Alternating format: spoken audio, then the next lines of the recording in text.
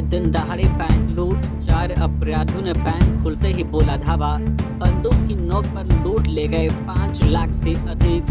पलामू में अपराधियों ने शुक्रवार की सुबह 10:10 पर बैंक डकैती की घटना को अंजाम दिया है। बैंक खुलते ही अपराधी अंदर प्रवेश कर गए और गन पॉइंट पर 5 लाख से अधिक की राशि लूट कर फरार हो गए। घटना जिला मुख्यालय से महज 15 किलोमीटर दूर पड़वा थाना क्षेत्र स्थित झारखंड राज्य ग्रामीण बैंक की शाखा में घटी है। बताया जा रहा है कि 5 की संख्या में आए डकैतों में से 4 बैंक के खुलते ही अंदर घुस गए थे। एक लुटेरा बैंक के बाहर हो रही गतिविधियों पर नजर बनाए हुए था। बंदूक के बल पर कर्मियों और बैंक में मौजूद एक ग्राहक को बंधक बना लिया। जिस समय घटना हुई उस वक्त बैंक में 2 महिला और 2 पुरुष बैंक कर्मी थे। अपराधियों ने सभी को एक कमरे में बंद करने के बाद बैंक को लूटा और फरार हो गए। सभी थाना को नेशनल और स्टेट हाईवे पर निगरानी बढ़ाने का इधर निर्देश दिया गया है। पुलिस वाहनों की जांच में लगी है। अपराधियों ने बैंक में लगे सीसीटीवी कैमरे को नुकसान पहुंचाया है, साथ ही डीवीआर भी साथ ले गए हैं। ऐसे में पुलिस के समक्ष लुटेरों की पहचान सबसे बड़ी चुनौती है। बैंक के आसपास लगे सीसीटीवी कैमरे को पुलिस खंगाल रही है। बताया जाता है कि 3 बाइक से डकैत घटना को अंजाम देने के लिए पहुंचे थे। 2 बाइक पर 2 लोग सवार थे, जबकि 1 बाइक पर 1 अपराधी सवार था। घटना के बाद 2 बाइक पर सवार अपराधी पड़वा के माधुरी जंगल की ओर चले गए, जबकि 1 बाइक पर सवार अपराधी मेदिनीनगर की ओर भागा। होली की छुट्टी में हो सकता है बदलाव। झारखंड में होली की छुट्टी में बदलाव हो सकता है। विभिन्न बैंक संगठनों ने सरकार से होली की छुट्टी में संशोधन करने का अनुरोध किया है। राज्य सरकार ने पूर्व निर्धारित कैलेंडर के अनुसार 25 मार्च सोमवार को होली का अवकाश घोषित कर रखा है, लेकिन इसे बदला जा सकता है।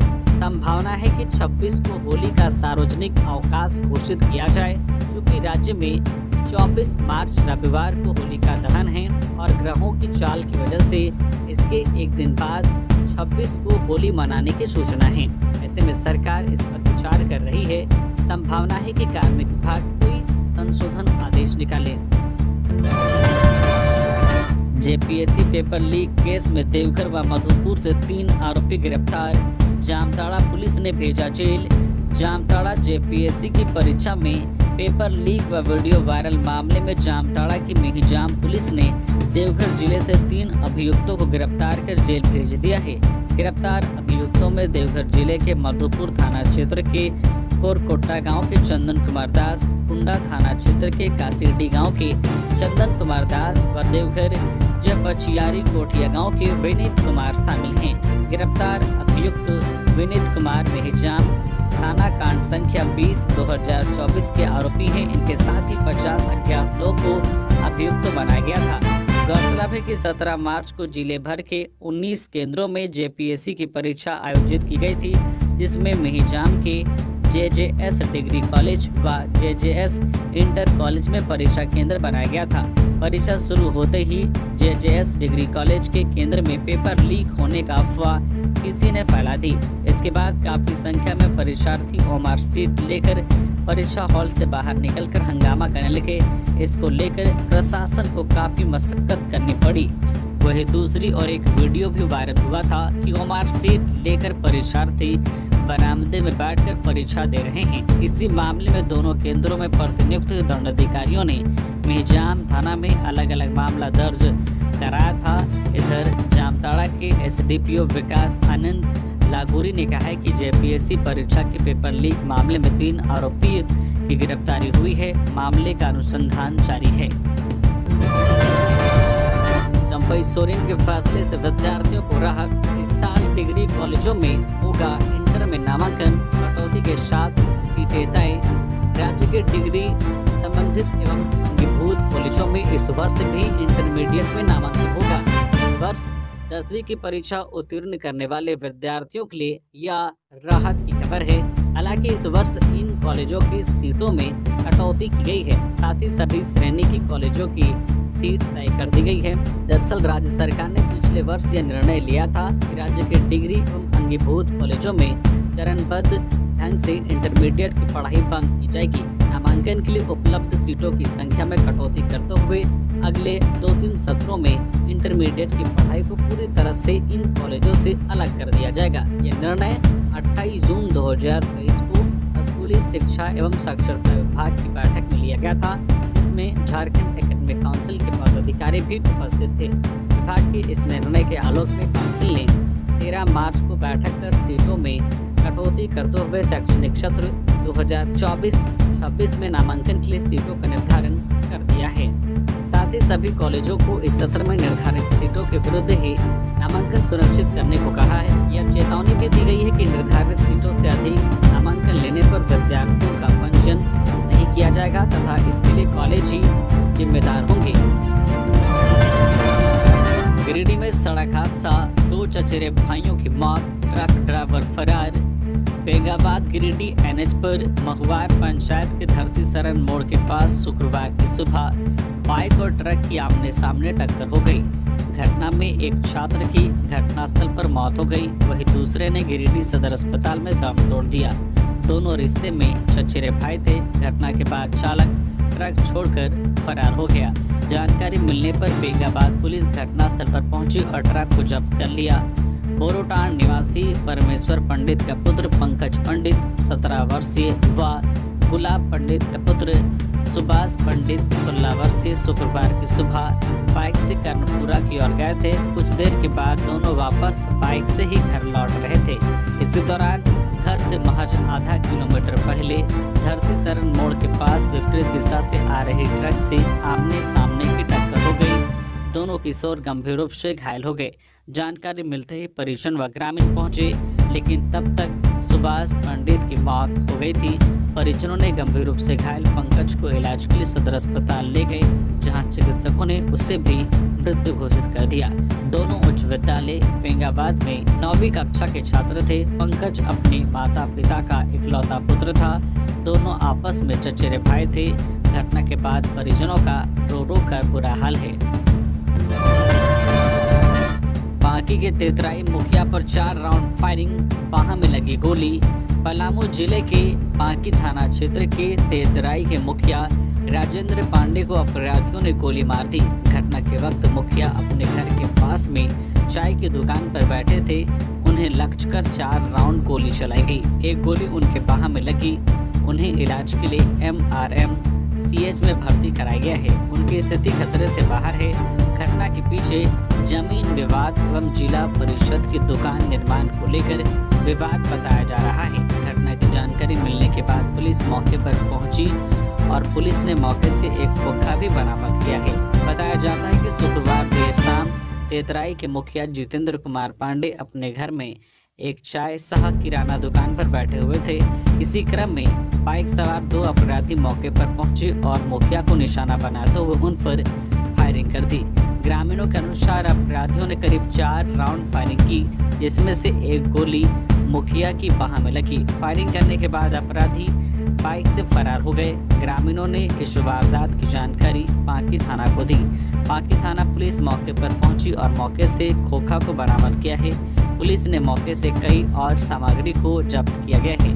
बांकी के थाना प्रभारी प्रशिक्षु IPS गौरव गोस्वामी ने बताया कि पुलिस CCTV फुटेज समेत कई बिंदुओं पर छानबीन कर रही है। मुखिया को इलाज के लिए अस्पताल भेजा गया है और मामले में कार्रवाई भी की जा रही है। शासन का मतलब तानाशाही हो गया है। केजरीवाल की गिरफ्तारी पर बोली कल्पना। दिल्ली के मुख्यमंत्री अरविंद केजरीवाल को गुरुवार देर शाम ईडी ने शराब घोटाला केस के मामले में गिरफ्तार कर लिया। इससे पहले ACP रैंक के तकरीबन 8 अधिकारी मुख्यमंत्री आवास पहुंचे थे। 2 घंटे तक चली लंबी पूछताछ के बाद पहले तो उनका मोबाइल जब्त किया गया और फिर केजरीवाल को हिरासत में ले लिया गया। अब केजरीवाल की गिरफ्तारी के बाद विपक्ष के तमाम नेताओं की प्रतिक्रिया सामने आ रही है। इसी सिलसिले में अब I stand with Kejriwal hashtag के साथ झारखंड के पूर्व मुख्यमंत्री हेमंत सोरेन की पत्नी कल्पना मुर्मू सोरेन ने केंद्र सरकार भारतीय जनता पार्टी का नाम लिए बिना जोरदार निशाना साधा है। कल्पना मुर्मू सोरेन हेमंत सोरेन के ही आधिकारिक ट्विटर हैंडल से अपनी बात रखती है। उन्होंने ट्वीट किया जिसमें लिखा है कि शासन का मतलब तानाशाही हो गया है। देश का हर कोना इनके जुल्म की कहानी हो गया है।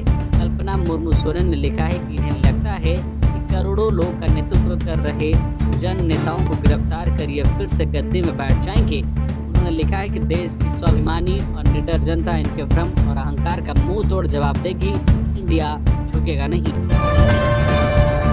धनबाद या चतरा से चुनाव नहीं लड़ेंगे सरयू राय, बता दिया राजनीति में अपना फ्यूचर प्लान।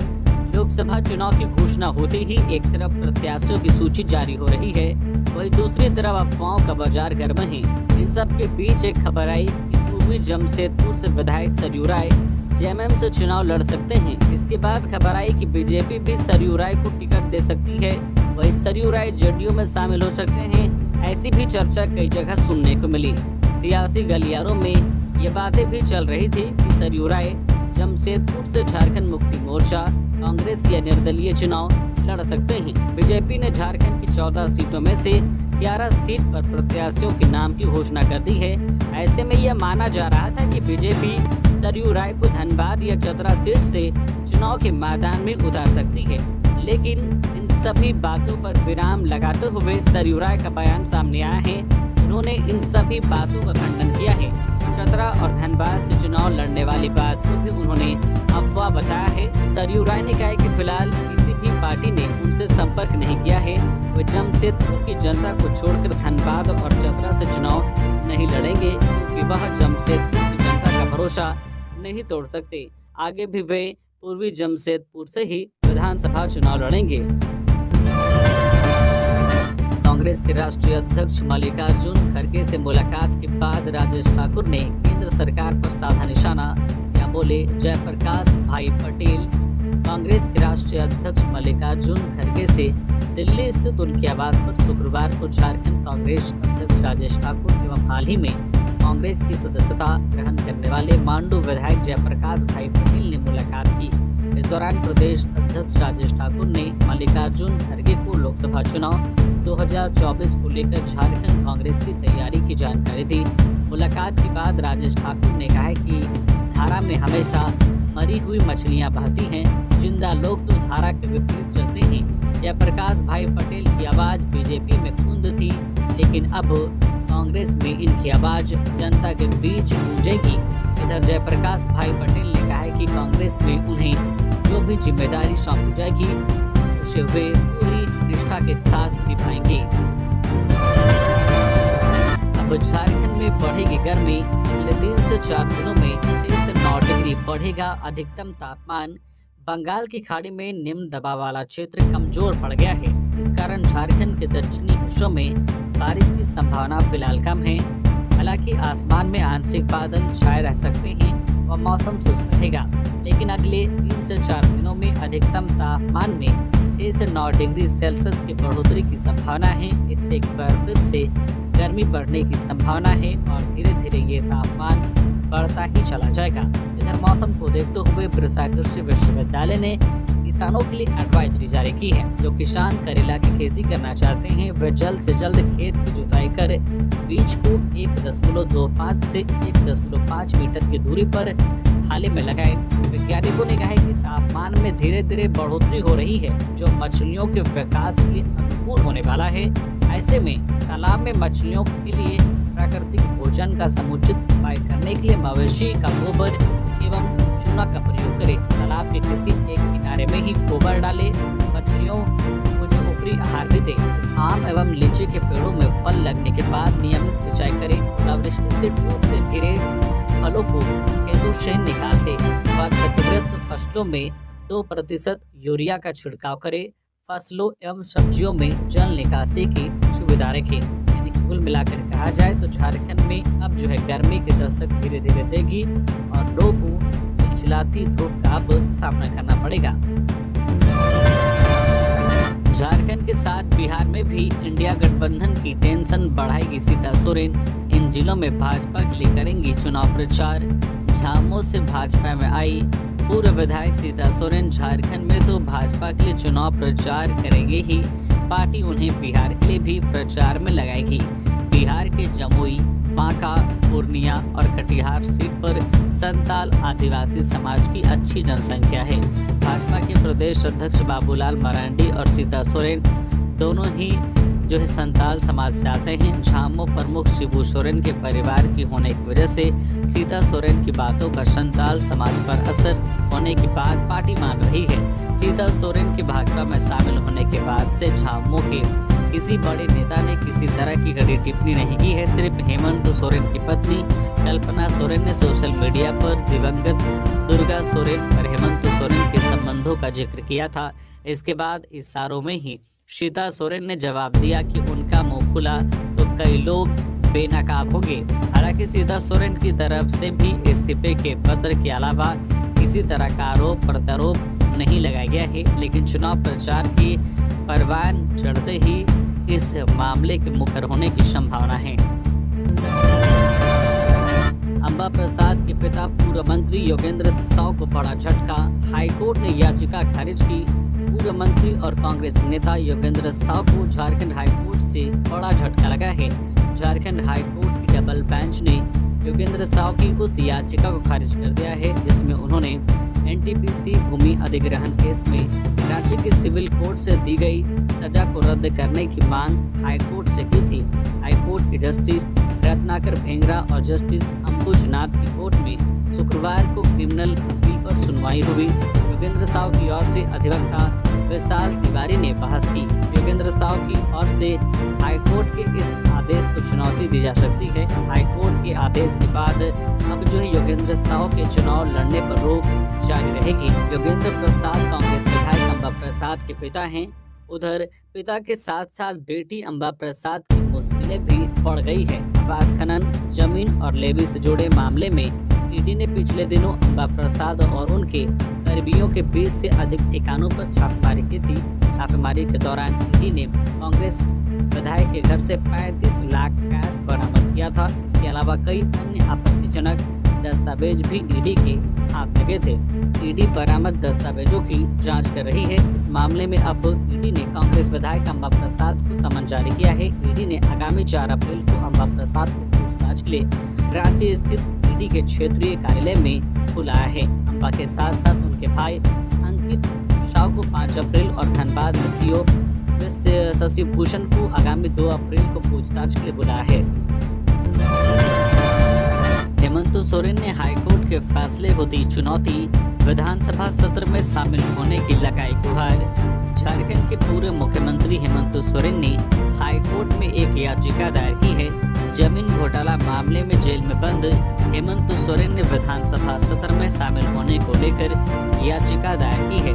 दरअसल हाल ही में झारखंड विधानसभा का बजट सत्र आहूत हुआ था। बजट सत्र में शामिल होने के लिए हेमंत सोरेन ने ईडी कोर्ट में याचिका दायर किया था। याचिका पर सुनवाई के बाद ईडी कोर्ट ने सत्र में शामिल होने की अनुमति नहीं दी थी। इसके बाद हेमंत सोरेन ने हाई कोर्ट का रुख किया था। हाई कोर्ट से याचिका खारिज होने के बाद हेमंत सोरेन बजट सत्र में शामिल नहीं हो पाए थे। हाई कोर्ट के इसी आदेश को चुनौती देते हुए हेमंत सोरेन याचिका दायर की है। बता दें कि जमीन घोटाला मामले में ईडी ने पूर्व मुख्यमंत्री हेमंत सोरेन को 31 जनवरी को गिरफ्तार किया था। तब से अब तक हेमंत सोरेन न्यायिक हिरासत में जेल में बंद हैं। बाबूलाल ने फिर की जेपीएससी एग्जाम को रद्द करने की मांग। भाजपा के प्रदेश अध्यक्ष बाबूलाल मरांडी ने फिर एक बार हाल में लिए गए जेपीएससी एग्जाम पीटी को रद्द करने की मांग की है। सोशल मीडिया एक्स पर भी इसके लिए सरकार से अपील की है। कहा बात है कि बार बार चेतावनी दी जा रही थी। इतने कम समय में जेपीएससी की पारदर्शी परीक्षा का आयोजन संभव नहीं है। फिर भी जेपीएससी ने अधूरी तैयारी के साथ परीक्षा आयोजित कराई, जिसमें कई अनियमितता देखने को मिली। बाबूलाल के मुताबिक सोशल मीडिया पर वायरल वीडियो में स्पष्ट दिख रहा है कि जेपीएससी के प्रश्न पत्र परीक्षा के 2 घंटे पूर्व ही फेसबुक पर अपलोड कर दिए गए हैं। एक और सूचना है कि प्रथम पाली तथा द्वितीय पाली की परीक्षा में सामान्य अध्ययन के 22 प्रश्न रिपीट हो गए हैं। साथ ही 4 प्रश्न भी गायब हैं। परीक्षा से 2 घंटे पहले पेपर लीक होने और 22 प्रश्नों के रिपीट होने से परिणाम में बड़ा अंतर आ सकता है। इससे जेपीएससी परीक्षा में हुई गड़बड़ी प्रमाणित हो रही है। तथा राज्य के मुख्य सचिव तत्काल तत्काल मामले का संज्ञान लेकर छात्रों के हित में प्रारंभिक परीक्षा रद्द करे। गौरतलब है कि बाबूलाल ने इस परीक्षा की जांच को लेकर पूर्व में सीबीआई जांच का आग्रह भी मुख्य सचिव से किया है। पोस्टल बैलेट से वोट डालेंगे झारखंड के मीडिया कर्मी, कवरेज में मिलेगी एक खास सुविधा। लोकसभा चुनाव 2024 के लिए भारत निर्वाचन आयोग ने मीडिया कर्मियों को आवश्यकता श्रेणी में रखा है। चुनाव कवरेज के दौरान वैसे मीडिया कर्मी जिन्हें निर्वाचन आयोग द्वारा अधिकार पत्र जारी किया गया है, इस बार पोस्टल बैलेट के माध्यम से अपनी मताधिकार का प्रयोग कर सकेंगे। मीडिया कर्मी अपने संबंधित जिला निर्वाचन पदाधिकारी कार्यालय एवं निर्वाची पदाधिकारी कार्यालय से फॉर्म 12D प्राप्त कर सकते हैं। इसके अलावा मुख्य निर्वाचन पदाधिकारी एवं जिला निर्वाचन पदाधिकारी के अधिकृत वेबसाइट से फॉर्म 12D डाउनलोड किया जा सकता है। चुनाव की अधिसूचना के 5 दिनों के भीतर नोडल पदाधिकारी के प्रमाण पत्र के साथ उक्त फॉर्म को संबंधित निर्वाची पदाधिकारी के कार्यालय में जमा किया जाएगा। चुनाव आयोग द्वारा निर्धारित मतदान दिवस के 6 दिन पूर्व से निर्धारित मतदान दिवस के 3 दिन पूर्व तक मीडिया कर्मी पोस्टल बैलेट के माध्यम से अपना वोट दे सकते हैं। उक्त 3 दिनों के दौरान पोस्टल बैलेट केंद्र सुबह 9 बजे से शाम 5 बजे तक कार्यरत रहेंगे। हाई स्पीड बाइक पर सवार 3 किशोर जा रहे थे रामगढ़, हादसे में 2 की मौत, 1 घायल। रामगढ़ बुरकुंडा मार्ग पर भदानी नगर ओपी क्षेत्र के बनगड्डा गांव के समीप तेज रफ्तार के कारण 2 किशोरों की जान चली गई। मिली जानकारी के अनुसार शुक्रवार को दोपहर KTM बाइक पर 3 लोग सवार होकर रामगढ़ की ओर जा रहे थे। बनगड्डा के समीप इनकी बाइक असंतुलित होकर पास के दीवार से जा टकराई, जिससे बाइक पर सवार 3 युवक गिर पड़े, जिसमें से 2 की मौत हो गई। बाइक पर सवार एक शख्स दक्ष बेदिया पिता राजेश बेदिया उम्र 16 वर्षीय चिकोर निवासी के रूप में की गई है, जबकि दूसरे युवक की पहचान कोल कंपनी निवासी शावन करमाली नितेश बेदिया के रूप में हुई है, जिसकी मौत हो गई। जबकि तीसरे युवक की पहचान सावन करमाली पिता राजू करमाली, इस घटना में मामूली चोट आई है। घटना के बाद उसे सदर अस्पताल ले जाया गया, जहां से वो अपने घर लौट आया है। औद्योगिक प्रशिक्षण अधिकारी के अभ्यर्थियों ने JSSC से की रिजल्ट जारी करने की मांग। औद्योगिक प्रशिक्षण अधिकारी परीक्षा का रिस्पांस की और रिजल्ट जारी करने की मांग को लेकर अभ्यर्थी JSSC कार्यालय पहुंचे। रिजल्ट के अलावा जिन 310 अभ्यर्थियों का फॉर्म रद्द किया गया था, उन पर भी विचार नहीं करने का आग्रह किया गया। दरअसल अगस्त 2023 में औद्योगिक प्रशिक्षण के लिए विज्ञापन जारी किया गया था। इसकी परीक्षा 28-29 नवंबर को हुई थी। 22 दिसंबर को आंसर की जारी हुआ था। जारी विज्ञापन में कहा गया था कि एक अभ्यर्थी 1 से अधिक पोस्ट के लिए आवेदन नहीं कर सकते हैं, लेकिन कुछ अभ्यर्थियों ने 1 से अधिक पोस्ट के लिए आवेदन किया था, जिसका विरोध अन्य अभ्यर्थियों ने किया और JSSC को इसकी शिकायत भी की गई थी। इस पर JSSC ने संज्ञान भी लिया। परीक्षा होने के बाद 310 अभ्यर्थियों का आवेदन रद्द कर दिया गया। अब फिर से JSSC इस पर विचार कर रही है, जिसका विरोध ऑल झारखंड CITS कर रही है। ऑल झारखंड CITS के लेटर हेड में JSSC अध्यक्ष के नाम आवेदन लिखा गया है। बरवाडी में पिस्टल कट्टा के साथ घटना को अंजाम देने से पहले आधा दर्जन अपराधी गिरफ्तार, सड़कों पर करते थे लूटपाट। लातेहार जिले के बरवाडी थाना पुलिस ने पिस्टल कट्टा के साथ आधा दर्जन अपराधियों को गिरफ्तार किया है। आरोपी पलामू लातेहार की सड़कों पर वाहनों को निशाना बनाते थे, साथ ही सुनसान इलाके में स्थित दुकानों में सेंधमारी की घटना को अंजाम देते थे। गिरफ्तार आरोपियों में पलामू जिले के पिपरटांड थाना क्षेत्र स्थित कुचहरा निवासी विशाल कुमार वर्मा उर्फ बिट्टू, पिपरटांड थाना क्षेत्र के ही पगार निवासी डब्लू कुमार सिंह, तरहसी थाना क्षेत्र के जमुनियाडी निवासी शशिकांत कुमार उर्फ गुड्डू, तरहसी थाना क्षेत्र के ही गुरदूरी निवासी सत्यप्रकाश सिंह, गुमला जिले के सिसई थाना क्षेत्र स्थित जो है बुड़का निवासी बुद्धेश्वर उरांव और धरनो थाना क्षेत्र के बरगांव हल्बी टोला निवासी विष्णु उरांव के नाम शामिल हैं। आरोपियों के पास से 2 देसी पिस्टल, 2 कट्टा, 11 गोली, 1 रामपुरी चाकू, सेंधमारी के औजार, 8,090 रुपए नगद, ताला तोड़ने का सामान, कटर प्लेट, नया मोबाइल पुलिस ने बरामद किया है। ससुराल घूमने आया था साइबर अपराधी, चढ़ा पुलिस के हत्थे। देवघर जिला के खाका का रहने वाला तबरेज खान जामताड़ा चिरुन बांध अपने ससुराल घूमने आया था, जहां छापेमारी में जामताड़ा साइबर पुलिस के हाथ चढ़ गया।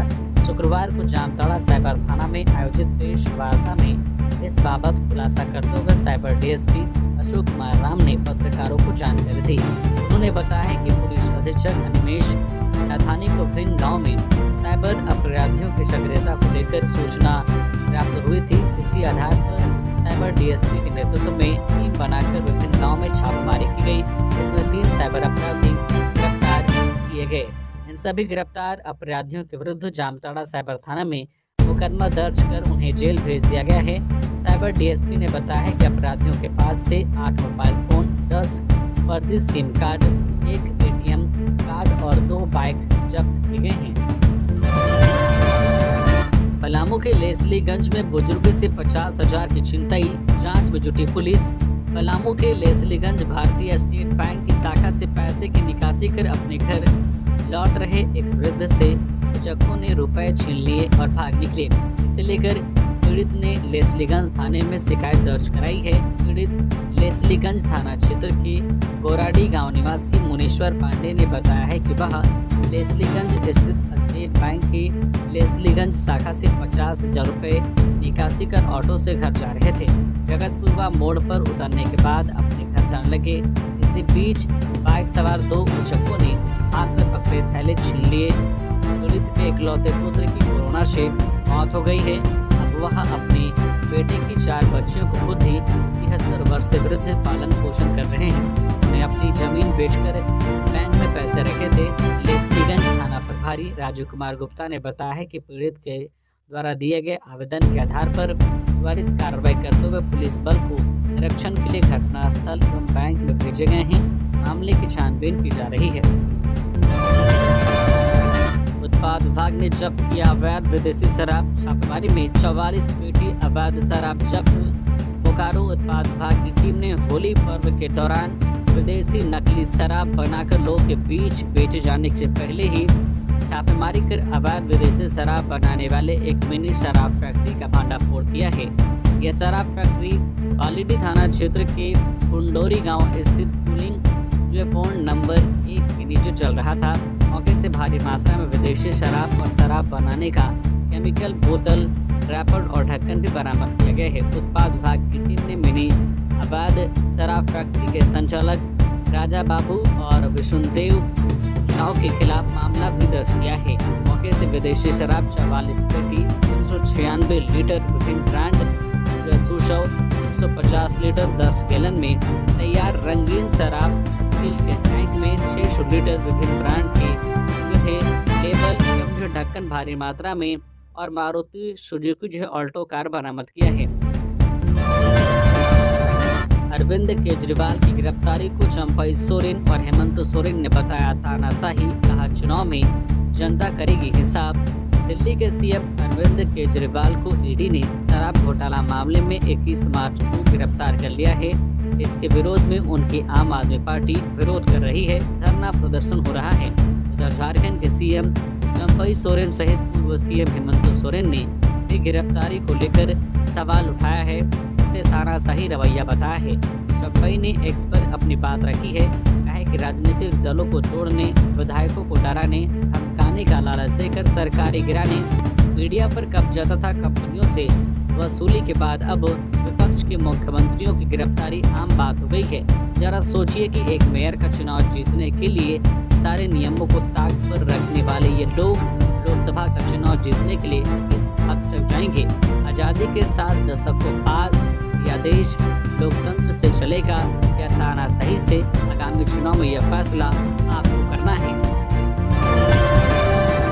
गिरिडीह में 100 पेटी नकली शराब जब्त, 3 हिरासत में। गांव बाजार स्थित सरकारी शराब दुकान की बिल्डिंग स्थित गोदाम से लगभग 100 पेटी नकली शराब और 3 गैलन तैयार शराब जब्त की गई है। गोदाम के पास खड़े वाहन से भी 20 पेटी शराब जब्त की गई है। ये कार्रवाई गिरिडीह एसपी के निर्देश पर की गई है। छापेमारी अभियान में उत्पाद विभाग, पुलिस व बस्ती के लोग शामिल थे। मौके पर अवैध धंधेबाज बबलू शाह समेत सरकारी दुकान में कार्यरत 2 कर्मी हीरा सिंह व प्रिंस सिंह को पुलिस ने हिरासत में लिया है। लापरवाह दारोगा समेत 3 पुलिस कर्मियों को पाकुड़ एसपी ने किया निलंबित, विभागीय कार्रवाई का आदेश। हिरनपुर बाजार में एक साथ आधा दर्जन दुकानों में घटित चोरी की घटना के संबंध में लापरवाह दारोगा समेत 3 पुलिस कर्मियों को पाकुड़ एसपी प्रभात कुमार ने निलंबित कर दिया है। पाकुड़ एसडीपीओ की जांच रिपोर्ट पर एसपी ने कार्रवाई करते हुए दारोगा रविशंकर भट्ट, सिपाही मोहम्मद बलंदर अफसर एवं राजेश हेमरम को ड्यूटी में लापरवाही बरतने के आरोप में तत्काल प्रभाव से निलंबित कर दिया है। वहीं इन लोगों के विरुद्ध विभागीय कार्रवाई प्रारंभ का आदेश दिया गया है। बता दें कि बीते बुधवार की रात में हिरनपुर बाजार में आधा दर्जन दुकानों में अज्ञात चोरों ने चोरी की घटना को अंजाम दिया था। बाजार में स्थित चावल दुकान, कोल्ड ड्रिंक दुकान, सब्जी दुकान, होटल व टीन के बक्से की दुकान में चोरी की घटना को अंजाम देने के बाद कई दुकानों के सामानों को तितर बितर कर खुदरा पैसा, दुकान में रखे कैश बॉक्स की चोरी की गई। एक साथ इतने दुकानों के ताले टूटने से दुकानदारों में हड़कंप मच गया। इन सब दुकानों की देखरेख के लिए दुकानदारों की ओर से नाइट गार्ड की तैनाती की गई है। बावजूद चोरी की वारदात को अंजाम दिया गया। तेज रफ्तार वाहन की चपेट में आया बाइक सवार, इलाज के दौरान हुई मौत। गिरिडीह के मधुबन थाना क्षेत्र के लड़कू मोड़ के पास एक तेज रफ्तार अज्ञात वाहन की चपेट में आने से डुमरी से गिरिडीह की ओर जा रहा बाइक सवार गंभीर रूप से घायल हो गया। ग्रामीणों द्वारा घायल को डुमरी रेफरल अस्पताल में भर्ती कराया गया, जहां इलाज के दौरान उसकी मौत हो गई। इसकी पहचान शैलेंद्र कुमार मंडल 28 वर्षीय पिता जो है खगेंद्र मंडल, जो निमिया घाट थाना क्षेत्र अंतर्गत श्री बाजार के पंजाबी टोला निवासी के रूप में हुई है। इस घटना के बाद से परिजनों का रो रो कर बुरा हाल है। जेल में ही बीतेगी छवि रंजन और प्रेम प्रकाश की होली, हाईकोर्ट में जमानत याचिका खारिज। आईएएस छवि रंजन को हाईकोर्ट से राहत नहीं मिल पाई है। छवि रंजन द्वारा दाखिल की गई जमानत याचिका पर हाईकोर्ट में सुनवाई हुई। सुनवाई में कोर्ट ने छवि रंजन और जो है पावर ब्रोकर प्रेम प्रकाश की जमानत याचिका को खारिज कर दिया है। फिलहाल दोनों को जेल में ही समय बिताना होगा। बता दें कि जमीन फर्जीवाड़ा में आईएएस छवि रंजन और प्रेम प्रकाश को ईडी ने गिरफ्तार किया था। साहिबगंज के पत्थर कारोबारी टिंकल भगत की जमानत अर्जी पर ईडी ने जवाब के लिए मांगा समय। अगली सुनवाई 12 अप्रैल को साहिबगंज के पत्थर कारोबारी टिंकल भगत जमानत याचिका की सुनवाई झारखंड हाई कोर्ट में शुक्रवार को हुई। मामले में प्रार्थी और ईडी की ओर से पक्ष रखा गया। ईडी ने प्रार्थी द्वारा उठाए गए कुछ बिंदुओं पर जवाब के लिए समय मांगा। हाईकोर्ट के न्यायमूर्ति एसएन प्रसाद की कोर्ट ने मामले की अगली सुनवाई 12 अप्रैल निर्धारित की है। प्रार्थी की ओर से अधिवक्ता कुमार ने पैरवी की।